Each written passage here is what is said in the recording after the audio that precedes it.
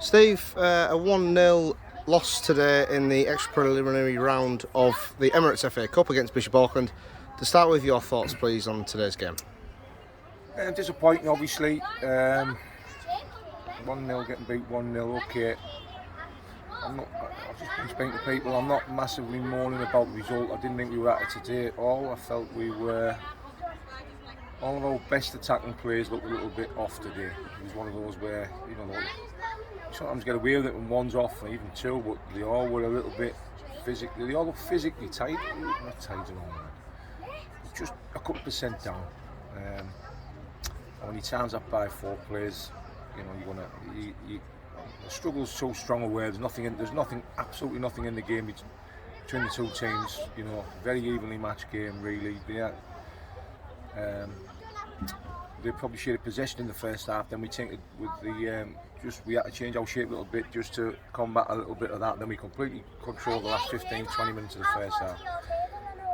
Go out second half with that same shape. They dropped right back on us. And we controlled most of the game. It was opposite. We controlled most of the game, and all the little chances sort of fell to them. And any little opportunities we got, it was generally a wrong decision or a wrong pass or a sloppy pass. And it's the opposite of what's happened against Thornaby and West. So, lose a game 1-0, disappointing. But we'll go again Wednesday night.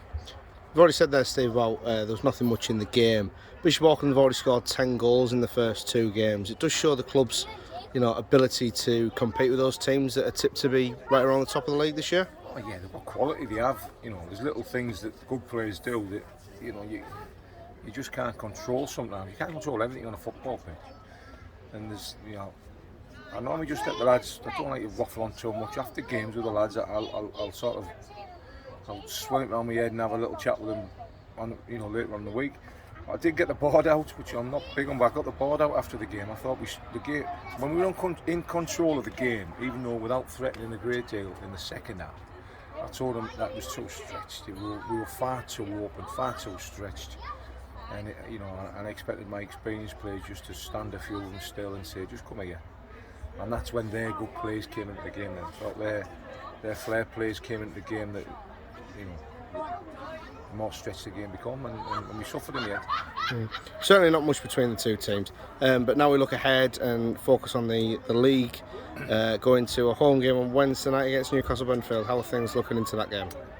Yeah, well, I think Callum Martin's, we have 2 right backs away, so Callum's working, Ollie Cann's away, he's away for a couple of games, and we need to improve, we need to sharpen up in the forward areas, 100%.